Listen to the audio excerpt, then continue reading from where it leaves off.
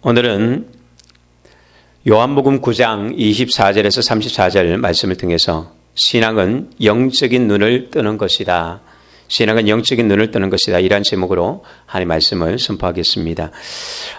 성경에는 많은 병든 사람들이 이야기가 납니다. 구약이나 신약이나. 그런데 이것은 질병의 이야기를 하는 것이 아니라 바로 우리의 인간의 영적인 상태를 표현하는 보여주는 것이라고 말할 수 있습니다. 그래서 한 가지 질병이 아니라 성경에는 각색 병든 사람들을 다 말합니다.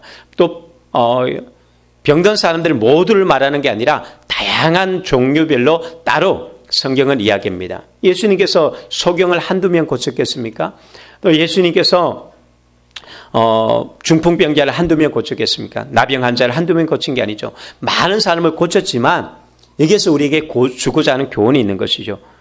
듣지 못하는 사람, 말하지 못하는 사람, 또 보지 못하는 사람, 중풍병자, 나병 환자, 12해 동안 혈류병을 앓았던 사람, 38년 동안 병을 앓았던 사람, 나면서부터 안전병이 된 사람, 죽었던 나사로, 귀신 들린 사람, 이 모든 것이 무엇을 이야기하냐면 바로 이 인간의 안에 있는 영적인 상태, 영적인 질병, 이것을 표현하는 것입니다. 그래서 귀가 있어도 주님의 말씀을 듣지 못하는, 그리고 눈이 있어도 보지 못하며 입은 있어도 찬송하지 못하는 그런 영혼, 또한 중풍병 같은 경우는 자신의 몸은 있지만 자신의 마음대로 몸이 움직여지지 않는 것이 중풍병이지 않습니까? 마찬가지로 마음의 원이로되 이 마음의 원이로되 육신이 연약하여서 늘 마음만 있지 하나도 움직이지 못하는 영적인 중풍병에 걸린 사람도 있고요. 또한 나병 같은 경우에는 나병은 자신의 몸이 다 녹아내리고 코가 없어지고 손가락이 없어지는데도 불구하고 전혀 감각을 없는 질병이 바로 나병 아닙니까? 그러다가 서서히 죽어가잖아요. 마찬가지로 죄에 빠져 있는 영혼들은 자신이 지옥에 가고 있고 멸망되어서 가고 있는데도 불구하고 조금 더 느끼지 못하는 영적 상태를 말해주고 있습니다. 또한 귀신 들린 사람들의 모습을 보면 자신들이 무엇을 하고 있는지도 모르고 또 비인간적이고 잔인하고 또 부끄러운 줄도 모르는 그런 인간의 죄를 지으면서도 그런 것을 모른 채로 그냥 이 영적으로 완전히 사단에게 잡혀있는 인간의 상태를 보여주고 있습니다. 오늘 우리가 나누고 하는 이 9장에 나오는 소경의 이야기도 마찬가지입니다.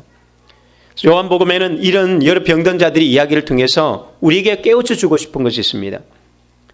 소경이 정말 앞을 못 보는 사람만 소경이라고 말하는가? 오늘 성경은 그것을 이렇게 이야기하지 않는다는 것이죠. 누가 진짜 소경이냐? 눈 떴다고 보는 것이 아니라 또한 눈을 감았기 때문에 못 보는 것이 아니라고 성경은 이야기합니다. 참된 소경이 누구인가? 오늘 성경을 통해서 그것을 이야기하는 거죠. 오늘 9장에 나오는 사람은 태어날 때부터 소경으로 태어났습니다. 그것은 우리가 처음부터 우리는 스스로가 진리를 찾지 못하는 그런 존재가 인간이라는 것이죠. 그런데 주님께서 그에게 진흙을 발라서 눈에 발라서 실로암 목가에 가서 씻어라. 그랬더니 그가 실로암 목가에 가서 씻었더니 보게 되었다라고 이야기합니다. 영적인 눈을 뜨게 하시는 분 누구냐? 예수 그리스도라는 것을 성경은 말하고 있는 것이죠. 우리 눈을 뜨게 하시는 분, 진정은 우리 인생의 눈을 뜨게 하시는 분은 누구냐? 예수님이라는 것입니다. 그런데 이렇게 소경이 눈을 뜬 사건, 이 사건 때문에 바리새인들과 많은 사람들이 혼돈에 빠지는 것이죠. 그들은 쉽게 이것을 받아들일 수가 없었습니다. 분명히 본인이 증명하고 모두가 이야기하는데도 불구하고 바리새인들은 쉽게 받아들이지를 못하고 있습니다. 그래서 계속해서 질문을 던집니다. 9장 15절에 보면 너는 어떻게 이걸 보게 됐냐? 그가 어떻게 보게 되었는지 물었다라고 얘기합니다. 어떻게 보게 되었느냐? 17절에 그가 어떠한 사람이냐? 너의 눈을 뜨게 하신 분이 도대체 누구냐? 이 사람이 소경이 계속해서 대답해도 이들이 원하는 답이 안 나오니까 이제는 부모에게 가서 또 물어봅니다. 부모에게 가서 너희 아들이 어떻게 보느냐? 그 부모들도 출교를 당할까 봐 대답하기를 꺼려하죠. 도무지 눈을 뜬 것은 맞는데 인정하려니 인정하기가 어렵고 인정 안 하려고 하니까 사실이고, 그래서 또다시 오늘 성경의 24절에 이에 그들이 맹인이었던 사람을 두 번째 불러서 또 묻습니다. 26절에 보면 그들이 이르되 그 사람이 네게 무엇을 하였느냐? 어떻게 내 눈을 뜨게 하였느냐? 야, 도대체 그분이 너에게 무엇을 했느냐? 그분이 너에게 어떻게 그 눈을 뜨게 했느냐? 자꾸 물으니까 소경이 짜증스러운 투로 아니 내가 몇 번이나 이야기했는데 왜 내 이야기는 안 듣고 자꾸 질문을 합니까? 아니 당신들도 그분의 제자가 되고 싶습니까?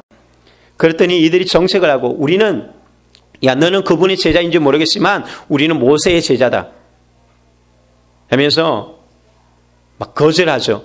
그러나 그들이 또한 거절하지 못하는 것이 29절에 이 사람은 어디서 왔는지 알지 못하느라.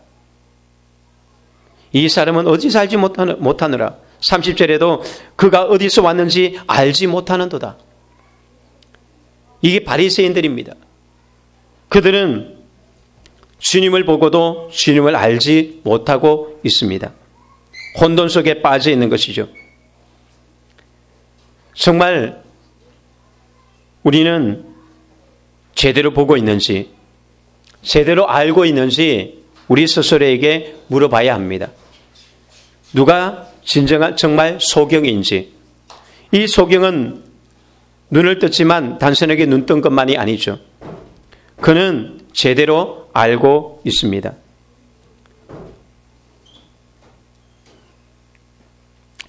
오늘 우리에게 말하고 있는 것이 바로 이 질문이에요. 정말 제대로 보고 있는가? 우리가 제대로 하나님을 알고 있는가? 본다고 보는 것이 아니고 눈 떴다고 보는 것이 아니라고 얘기합니다. 먼저 우리에게 가장 먼저 말씀하고 싶은 것이 첫 번째로 신앙은 눈뜸에서 시작된다는 것입니다. 24절 25절 말씀에 보면 그들이 두 번째 불렀을 때에 맹인이 이렇게 대답합니다. 25절에 대답하되 그가 죄인인지 내가 알지 못하나 한 가지 아는 것은 내가 맹인으로 있다가 지금 보는 그것이니라. 그는 지금 뭐라고 했냐? 내가 그분이 누군지는 모르겠지만 적어도 나는 지금 보고 있다. 보는 순간에 그는 모든 것이 달라집니다. 눈뜨기 시작한 것이죠. 아직까지 예수님이 다 누군지 모르지만 지금 이 사람은 눈을 뜨기 시작한 것입니다. 예수님은 마태복음 6장 22절 23절에 보면 눈은 몸의 등불이니 그러므로 내 눈이 성하면 온몸이 밝을 것이요 눈이 나쁘면 온몸이 어두울 것이니 그러므로 내게 있는 빛이 어두면 그 어둠이 얼마나 더하겠느냐. 눈은 뭐라고 했냐면 몸의 등불이라고 했습니다. 눈이 성하면 밝지만 어두우면 어둠이 얼마나 더하겠느냐. 내가 눈이 뜨이면 눈이 밝으면 희망이 보이고 삶이 밝아지지만 그러나 어두우면 답답하다는 것이죠. 안 보이면 답답하고 안 보이면 불안하고 안 보이면 고통스러운 것. 우리가 모든 장애가 다 답답하지만 보이지 못하는 것도 답답한 것입니다. 고난이 고난인 것은 고난이 해석되지 않는 것이죠. 미래가 보이지 않는 것입니다. 미래가 내일 어떻게 될지, 내년에는 어떻게 될지 아무것도 보이지 않기 때문에 고난이 고난인 것이죠. 우리가 미래를 안다면, 내일을 안다면, 내일이 보인다면, 희망이 보인다면 오늘 좀 고생하는 것을 고생한다라고 이야기하지 않습니다. 오히려 내가 미래를 위해서 꿈꾸고 준비해 나간다고 이야기합니다. 그래서 어떤 사람들은 야, 너 공부하느라가 참 고생이 많지 라고 하면 너무나 고통스러워 죽을 것 같아요 라고 하는 사람이 있는가 하면 아니에요. 제가 나중에 또 뭐가 되기 위해서는 뭐 이 정도쯤이야 해나가죠. 참아야죠. 똑같은 것이지만 문제가 커서 큰 것이 아니라 그것을 통해서 미래를 보지 못하기 때문에 괴롭고 고통스러운 것입니다. 결국 실력이라는 것은 보는 것의 차이입니다. 많이 배웠기 때문에 실력이 뛰어난 것이 아닙니다. 진짜 실력은요, 보는 것에 있는 거예요. 공부 잘하는 사람이 누가 공부 잘할까요? 똑같이 배웁니다. 똑같은 교과서로 똑같은 시간에 배웁니다. 그런데 열심히 노력해요. 열심히 노력하고 열심히 배웁니다. 그런데 성적표가 나오는 거 보면 결과가 틀린 거예요. 무엇 때문일까요? IQ 차이일까요? 아니요. 보는 것의 차이예요. 공부 잘하는 사람은요, 미리 예상 문제를 다 뽑아내요. 그리고 그것을 공부해요. 그게 얼마나 쉬워요. 그런데 공부 못하는 사람은 어때요? 시험 치고 나면 알죠. 아, 맞아. 이거 내가 봤는데. 보긴 다 봤어요. 배우긴 다 배웠어요. 알긴 아는 것이에요. 그런데 시험 끝나고 나면 아는 거죠. 미리 아는 사람과 끝나고 아는 사람의 차이입니다. 사업을 잘하는 사람과 못하는 사람의 차이도 바로 이것이죠. 사업을 잘하는 사람들은 어떤 사람이에요? 남들보다 앞서 보고 하는 거예요. 미리 예측하고 미리 준비해서 하는 사람이에요. 그런데 실패하는 사람 누구예요? 남들이 성공했다고 하면 그때 시작합니다. 돈 투자합니다. 그러니까 내게 돌아올 것이 없는 것이죠. 남들보다 앞서 가야 돼요. 그러려면 남들보다 미리 볼 수 있는 눈이 있어야 된다는 것이죠. 똑똑한 사람은요, 누가 지혜로운 사람이냐?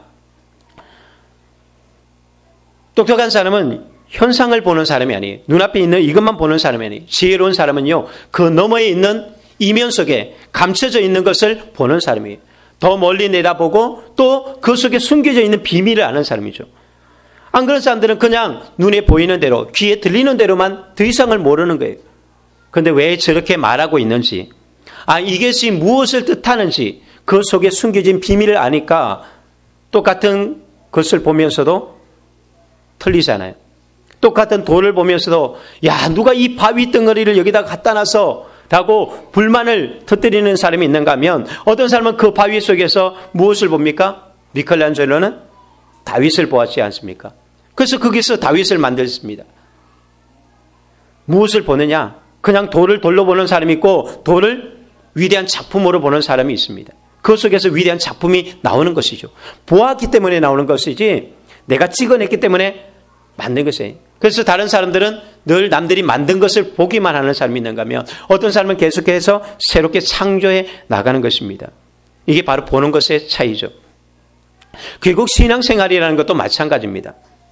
신앙생활도 얼마나 우리가 성경을 알고 있느냐에 달려있는 것이 아니라 보았느냐의 차이라는 것입니다. 아무리 가르쳐줘도요, 안 보면 아무것도 못하는 거예요. 뭐 기도하라, 예배드리라, 성경 읽어라, 믿어라, 순종하라, 그거 가르친다고 됩니까? 봐야 되는 거예요. 눈 뜬 사람만이 하는 것입니다. 눈을 떠야지 그런 사람에게는 예배하고 기도하고 말씀 있는 것들이 즐거울 수 있지만 안 보이는 사람에게는요, 답답하고 고통스럽고 괴로운 거예요. 기도가 완전히 지옥과 같은 것이죠. 노동입니다. 예배가 지옥이죠. 말씀 있는 것은 죽을 것 같은 것이 되는 거예요. 이 성경책, 우리가 책도 평소에 많이 안 읽지만 성경이 깨알 같은 글씨, 이 두꺼운 책이 눈에 들어오겠습니까? 성경을 펼치자마자 바로 수면제가 되어지죠.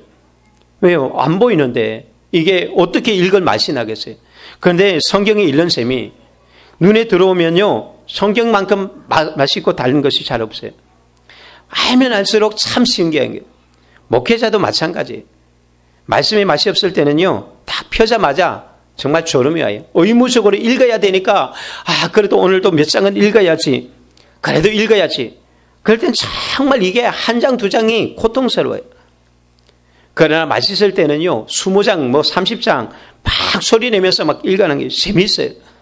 큐티하고 묵상할 때 막 재미가 있는데, 그러나 안 보이면 그것도 고통이라는 거죠. 독수리와 닭의 차이가 무엇입니까? 닭은 눈앞에 있는 것만 볼 수밖에 없지만 독수리는 엄청난 시야가 있습니다.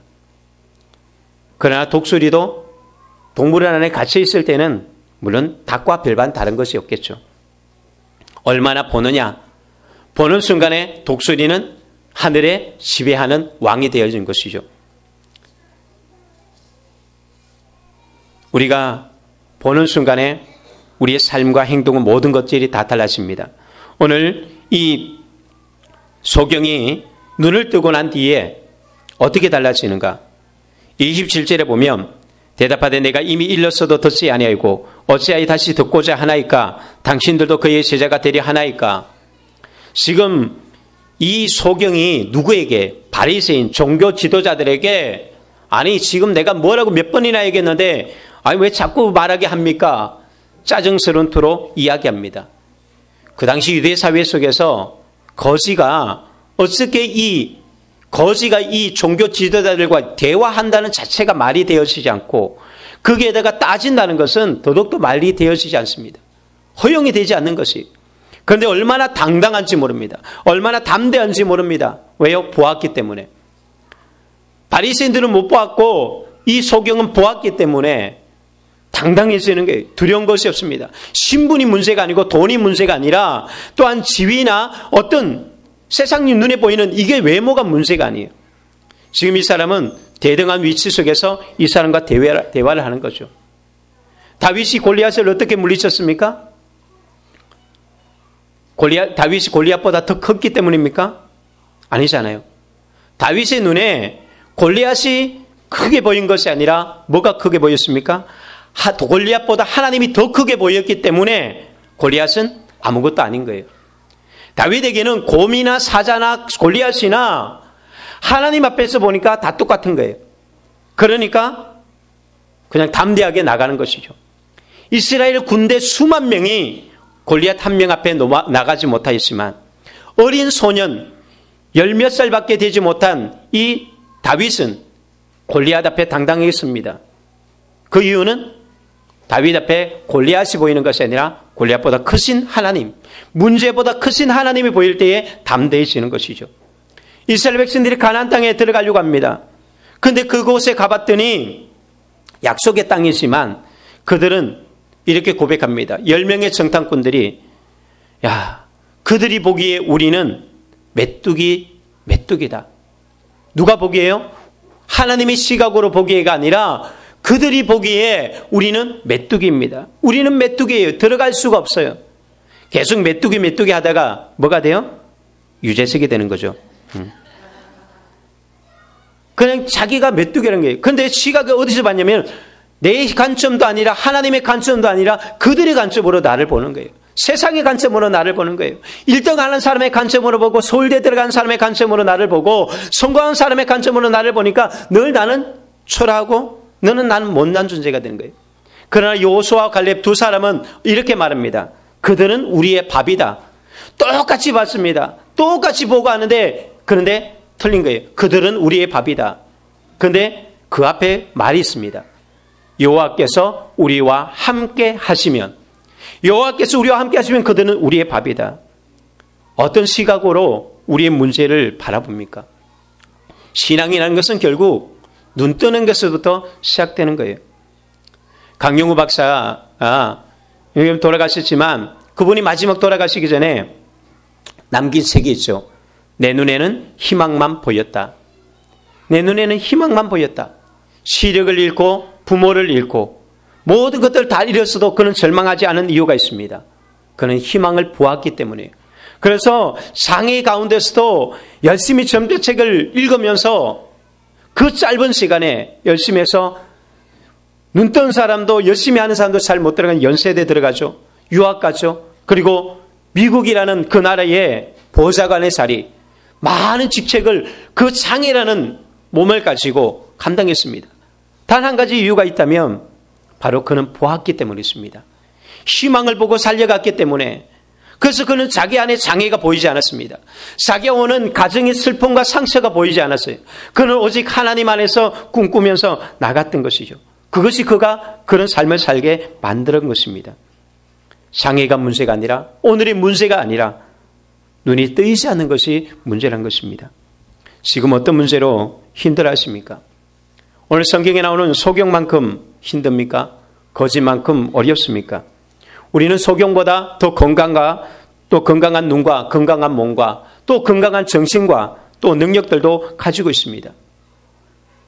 방향을 찾지 못하고 방황하고 있지 않습니까? 오늘 저와 여러분들이 하나님께서 눈뜨게 해주시기를 예수 그리스도로 축원드립니다.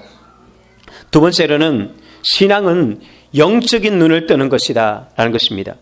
영적인 눈을 뜨는 것. 단순히 이 소경이 육신적인 눈만 뜬 것이 아니라 소경은 점점 더 그가 영안이 열려가고 있는 것을 봅니다. 30절 말씀. 그 사람이 대답하여 이르되 이상하다. 이 사람이 내 눈을 뜨게 하였으되 당신들은 그가 어디서 왔는지 알지 못하는도다. 소경이 영적인 눈을 뜨고 나니까요. 누가 이상해 보이는 거예요? 예수님이 이상한 분이 아니라 바리새인들이 이상하게 보이는 거예요. 여러분, 영적인 눈을 뜨고 나면요, 세상이 이상하게 보이는 거예요. 전에는 세상이 부러웠고 돈 있는 사람, 잘생긴 사람, 잘 나가는 사람, 성공하는 사람, 그냥 그것만 보였는데, 근데 영적인 눈을 뜨고 나면요, 그 사람들이 오히려 불쌍해지는 거예요. 야, 저렇게 좋은 실력을 가지고 저렇게 하다가 지옥 가겠지? 와, 저렇게 잘나가지만 저렇게 해서 뭐 하지? 안 믿는 것이 이상하고요, 못 받아들이는 것이, 못 알아듣는 것이 오히려 이상해지는 거예요. 왜 못 알아듣지? 왜 이 좋은 것이 있는데, 왜 이 행복한 것이 있는데 왜 모르지? 영적인 눈을 뜨고 나면요, 반대가 돼버리는 거예요. 그들이 우리를 불쌍히 여기는 게 아니라, 그들을 우리가 부러워하는 것이 아니라 오히려 상대편이 이상한 것이죠. 오늘 소경을 보면 마치 그런 것이, 소경은 지금 그가 제대로 이제 눈 뜨기 시작하는데, 그런데 이들은, 바리새인들은 모른다는 것이죠. 바리새인의 모습을 보면 27절에 보면 이렇게 말입니다. 대답하되 내가 이미 일렀어도 듣지 아니하고 어찌하여 다시 듣고자 하느냐. 이들은 영적인 소경을 뭐냐? 못 알아듣는 거예요. 듣지를 못하는 것이죠. 그들은 몇 번이나 일려줬지만 진리에 대해서, 하나님의 말씀에 대해서 듣지 못합니다. 아니, 들으려고 하지 않습니다. 왜냐? 자기 안에 자기 경험과 자기 지식, 자기 생각이 꽉 차 있기 때문에 이 사람이 몇 번이나 이야기해 주어도 아예 들을 생각을 하지 않는 것이죠. 믿음은 어디서 나옵니까? 믿음은 들음에서 나는 거예요. 들음은 그리스도의 말씀으로 말미암는다고 했습니다. 인간의 타락은 어디서 오느냐? 결국 무슨 소리를 듣느냐가 그것이거든요. 사단의 말을 들으니까 어떻게 되죠? 사단의 말을 들으니까 선악과도 맛있어 보이는 거죠. 사람의 말을 들으니까 아담이 하와의 그 게임에 또 넘어가게 되었습니다. 결국 우리가 무슨 말을 듣느냐에 따라서 보이는 게 틀리는 거예요. 하나님의 말씀을 듣고 우리가 세상을 보면 그렇게 보입니다.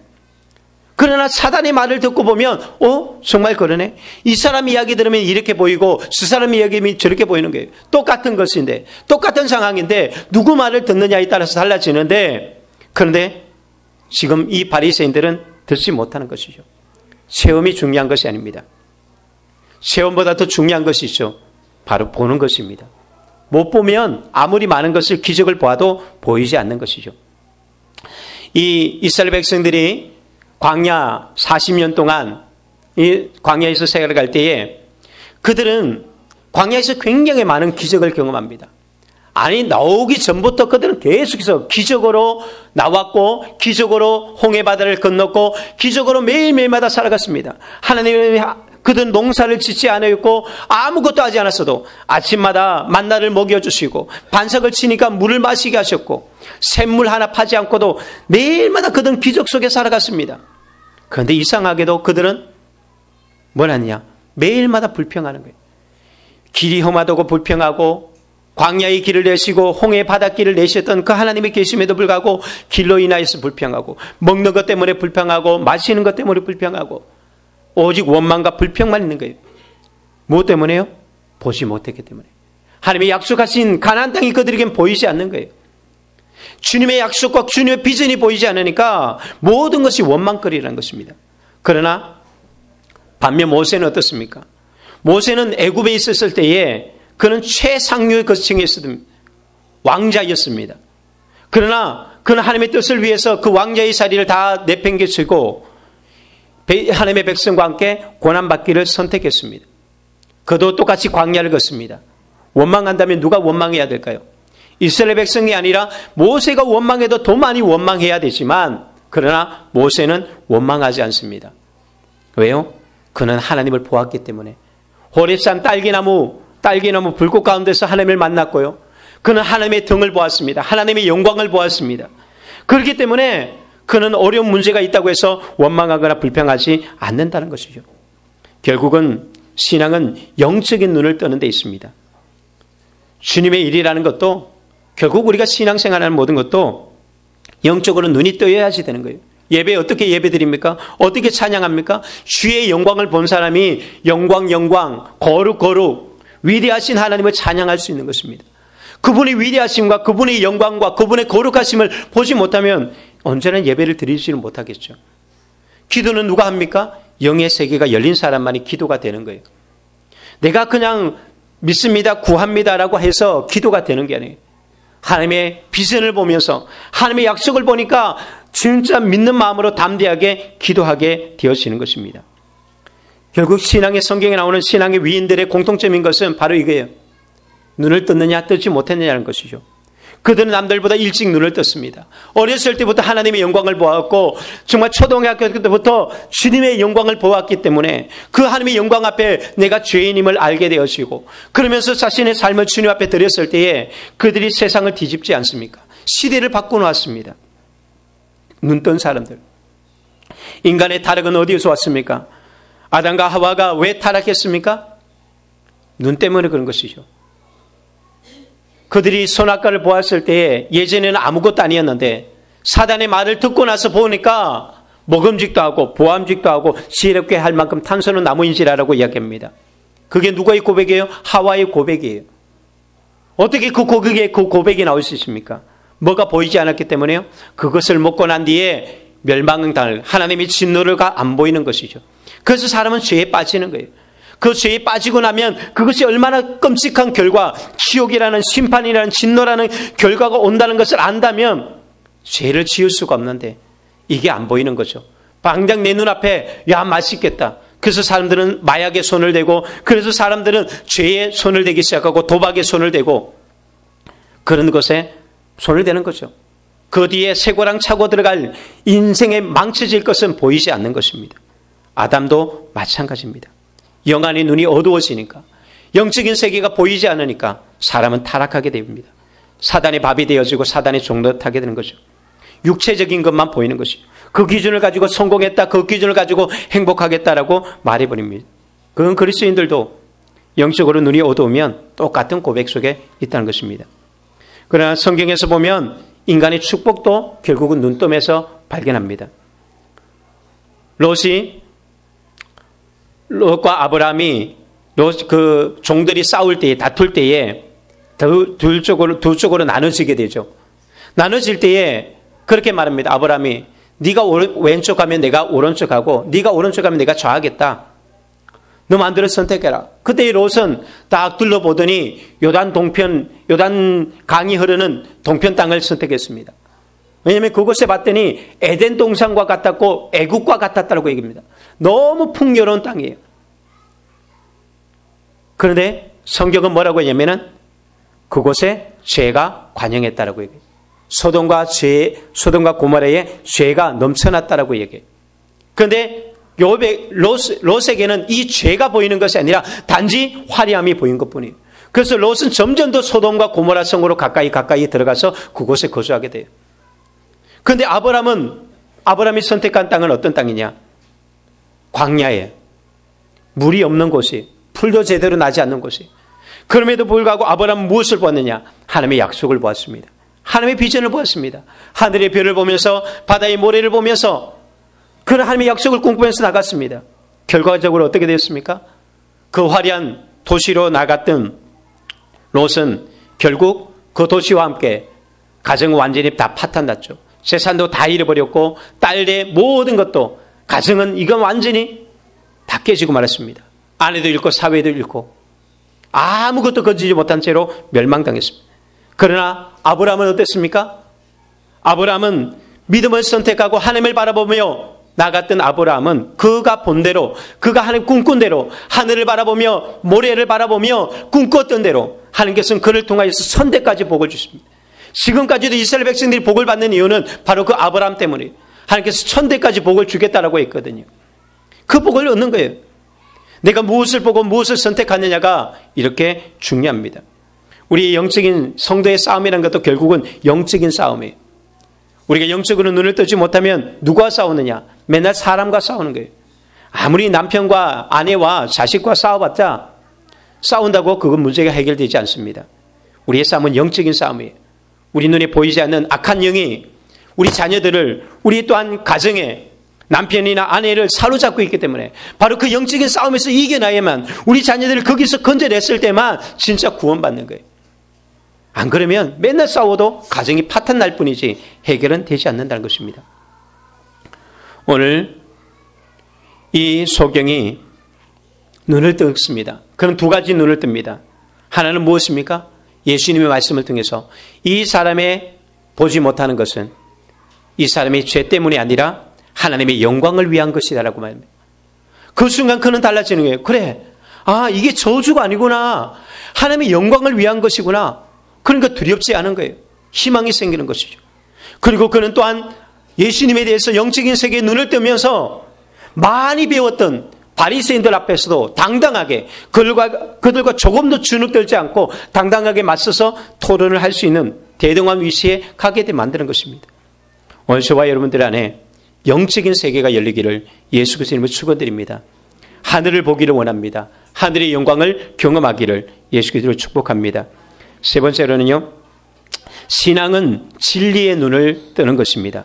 31절부터 34절까지의 이야기 속에서 이 소경은 무엇을 이야기합니까? 그가 성경에 대해서 이야기합니다. 내가 알기로는, 우리가 아는 것은 하나님은 죄인의 말을 듣지 않고 경건한 사람의 말을 듣는다. 우리가 알기로는 하나님께서 보내주지 않는다면 이런 일은 일어날 수가 없다. 그런데 바리새인들은 못 보는 거죠. 소경은 진리에 대해서, 성경에 대해서 알고 있습니다. 성경을 많이 알기 때문에 아는 것이 아닙니다. 성경 퀴즈에서 100점 맞기 때문에 그 사람이 성경을 아는 것이 아니에요. 자칫 잘못하면요, 영적인 시야가 열리지 못하고 제대로 보지 못하면 진리를 못 보는 거예요. 성경을 본다고 보는 것이 아니에요. 여기서 진리를 볼 수 있는 사람이 진짜 보는 거예요.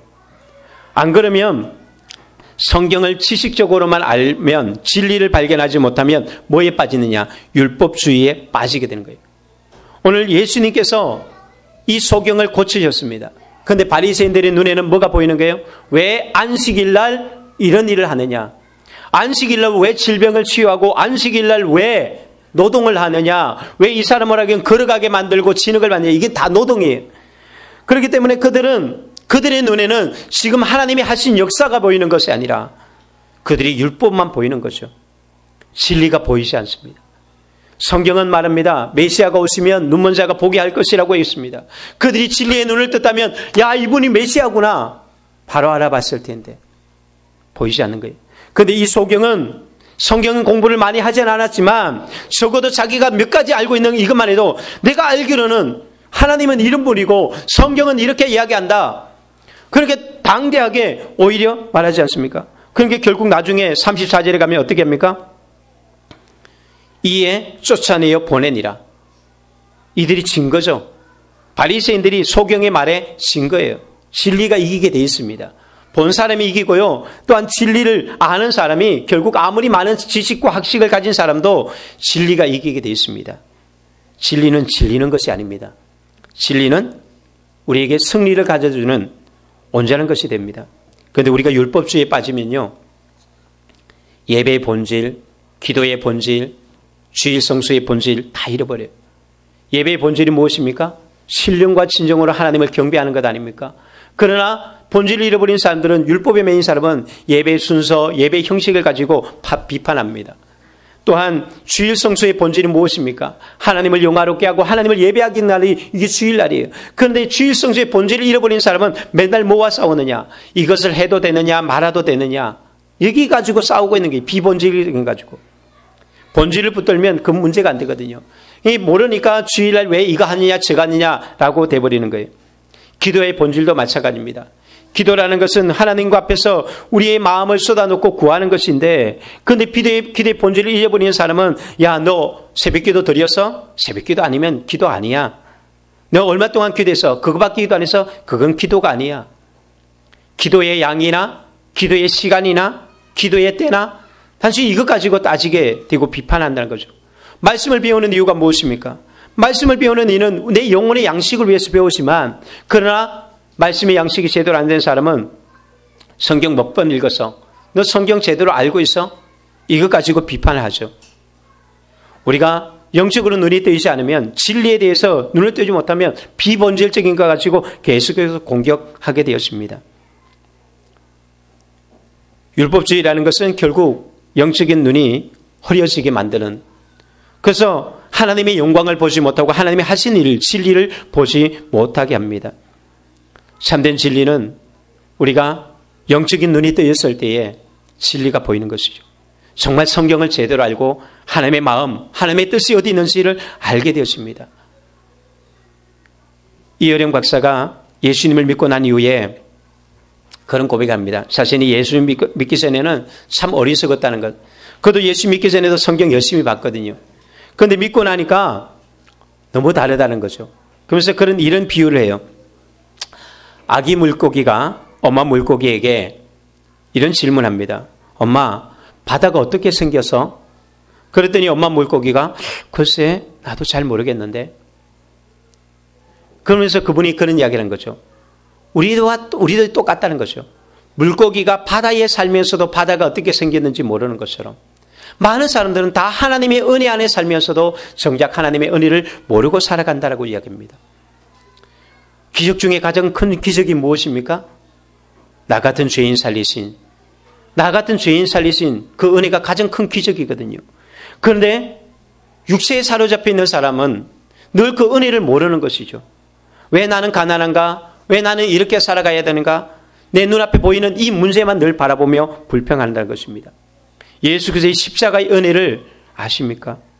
내가 지옥 갈 수밖에 없고 멸망받을 수밖에 없고 이대로 살아가면 나의 모든 것은 끝나는데 그분은 십자가를 통해서 저주에서 건진받고 영생 얻게 하신 그 축복을 아십니까? 사단은 바로 이것을 어둡게 만듭니다. 이게 고린도후서 4장 4절에 보면 그 중에 이 세상에 신이 믿지 않는 자들의 마음을 혼미하게 하여라고 얘기합니다. 사단은 우리 마음을 혼미하게 하여서 뭐가 진리인지 뭐가 거짓인지를 분별하지 못하게 만드는 거예요. 그래서 거짓된 것에 가서 먹음직도 하고 보암직도 하고 지혜롭게 할 만큼 탄스러운 나무이구나 라고 이야기한다는 거죠. 우리의 혼돈이 오는 거예요. 뭐가 진리인지. 그래서 잘못된 곳에 가서 하나님이라고 부르는 것이죠. 우리는 어떻게 이렇게 그러면 눈을 뜹니까? 거듭나야 합니다. 예수님은 니고데모에게 요한복음 3장에서 분명히 이야기합니다. 니고데모야, 거듭나지 않으면 하나님 나라를 볼 수 없어. 거듭나야만 볼 수가 있는 것입니다. 거듭나지 않으면 아무리 이렇게 설명해도 보이지 않는 거예요. 거듭났을 때 우리에게 주어지는 게 뭐냐? 관점이 달라지는 거예요. 눈을 뜨기 시작하는 거예요. 보지 못했던 것을 보기 시작하고 알지 못하는 것을 알기 시작하는 것이죠. 진리에 대해서 눈 뜨기 시작합니다. 그럼 어떻게 거듭납니까? 예수님은 말합니다. 물과 성령으로 거듭나야만 하나님 나라에 들어갈 수 있다라고 얘기합니다. 성령으로 거듭나고 성령을 통해서 하나님 나라를 경험하고 성령을 통해서 하나님 나라에 들어갈 수 있다. 성령 충만할 때 우리 영적인 눈은 뜨이게 되고 진리의 눈을 뜰 수 있다라고 이야기합니다. 성령을 통해서 아이들은 자신의 미래 장래의 희망을 이야기합니다. 이것이 바로 예언이에요.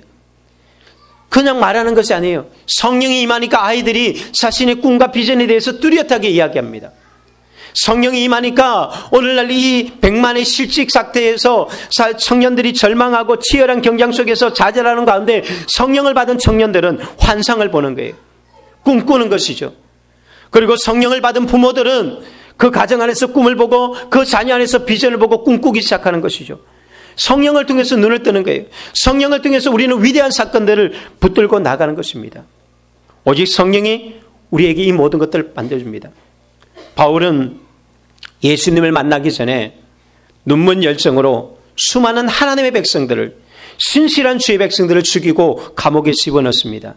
그런데 바울이 예수님을 만나고 난 뒤에 아나니아에게 딱 안수를 받는데 그때 성령이 임하거든요. 그때 성령이 임했을 때에 바울에게 가장 먼저 일어난 사건이 뭐냐? 성경이 이렇게 말합니다. 눈에 비늘 같은 것이 벗겨졌다라고 얘기해요. 눈에서 비늘 같은 것이 벗겨지는 순간에 바울은 자신이 해야 될 사명을 하는 거예요. 이방인의 사도가 되는 것. 그리고 자신이 무엇을 위해 살아가야 될 삶의 목적과 방향을 발견합니다. 저는 저와 여러분 안에 있는 뭔가 제대로 보지 못하게 만드는 비늘과 같은 것들이 깨끗하게 벗겨지기를 예수 그리스도 이름으로 축원드립니다. 그러면 보이는 거예요. 그래서 사도 바울이 에베소서 1장 17절에 보면 에베소 교인들에게 그가 눈뜨고 난 뒤에 이렇게 이야기합니다.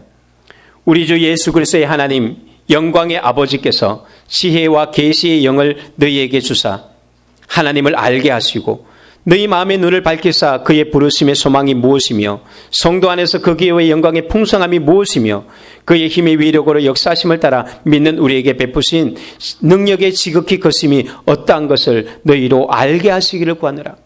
바울이 정말 원했던 게 뭐예요? 눈뜨기를 원한 것이죠. 지혜와 계시의 영을 너에게 주셔서 하나님을 보기를 원한다. 하나님이 또한 너희 마음의 눈을 밝히사 부르심의 소망이 뭔지, 너희의 사명이 무엇이고 소명이 무엇인지, 그리고 그 기업의 영광의 풍성함, 그분 안에 있는 풍성한 영광을 보기를 원한다. 그리고 그 힘의 위력, 그 역사하심, 능력의 지극히 크심을 너가 보기를 원한다. 이걸 보는데 기도가 안 하겠습니까? 이걸 보는데 우리가 예배 안 드리겠습니까? 할 수밖에 없죠. 그분 앞에 무릎 꿇을 수밖에 없고 주분 앞에 엎드릴 수밖에 없는 것입니다. 오늘 마지막으로 우리 늘 많이 나눴던 송명희 시인의 이야기, 이분이 나라는 곡 때문에 참 많이 널리 알려지기도 했는데 수많은 시들과 찬양들을 만들었습니다. 그런데 요즘에 이분에게 굉장히 많은 어려움이 있다고 그래요. 아버지가 75세인데 부모님이 지금까지 이 1급 중증 장애인이에요. 자기 스스로는 아무것도 할 수 없는 사람이에요. 말 한마디 하는 것이 어렵죠. 그런데 아버지가 위암 수술을 받았어요. 아버지가 도와줄 수 없습니다. 위암 수술을 받고 난 뒤에 황달과 복통으로 굉장히 고통스러웠네요. 그런데 어머니도 허리 통증으로 누워 계시대요. 아무도 자기를 간병할 사람이 없습니다. 그리고 자신도 목 디스크 때문에 굉장히 고통스럽다라고 이야기합니다. 그런데 그가 그런 가운데 이런 고백을 합니다. 어려움에도 공평하신 하나님의 뜻이 있다는 믿음으로 살고 있다. 성도들이 나를 통해 삶의 희망을 얻었으면 좋겠다. 이분이 한때는 의사의 시술 때문에 이런 중증장애를 안게 됐거든요. 한때는 원망하고 자살하려고 했습니다. 그런데 그가 눈 떠나고 난 이후부터 시를 쓰기 시작하는 거예요. 그는 초등학교도 공부도 아무것도 글도 안 배웠어요. 그런데 하나님을 딱 만나고 자살하려다가 하나님을 만나고 난 뒤에 신앙의 눈을 뜨고 난 뒤에 그때부터 시를 쓰기 시작하는데요. 지금도요, 이런 상태에서 말 한마디 하는데 사랑해요 하는데 10분이 넘어 걸려요. 그런 중증장애인데 이런 상황에서 뭘 하고 있는지 아세요?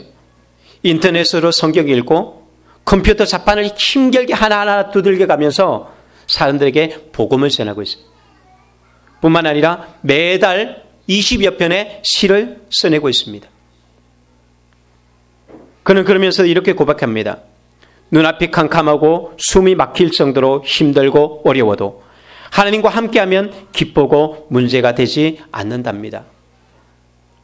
이런 고백이 어떻게 나옵니까? 남들이 보면 미쳤다라고 얘기할지 모르겠지만 그러나 믿음의 눈을 떴을 때 가능한 것입니다. 나라는 찬양에 보면 나 가진 재물 없으나 나 남이 가진 지식 없으나 나 남에게 있는 건강이 있지 않으나 나 남이 보지 못하는 것 보았고 남이 듣지 못한 음성 들었고 남이 받지 못한 사랑받았네. 그래서 하나님은 공평하시다라고 고백합니다. 오늘 여러분들이 답답하고 힘든 상황에 놓여 있습니까? 미래가 보이지 않아서 너무나 막막하고 있습니까? 우리에게 답답한 것은 보이지 않기 때문입니다. 우리의 현실을 어려운 것은 우리에게 필요한 것은 성령과 말씀으로 눈을 뜨는 것입니다. 하나님에 대해서 신앙에 대해서 진리에 대해서 눈을 뜨십시오. 문제 때문에 낙심하는 것이 아니라 눈을 들어 하나님을 바라보십시오. 영적인 눈을 뜨고 성령의 기름 부으심 안에서 꿈꾸고 비전을 보고 담대하게 나아가십시오.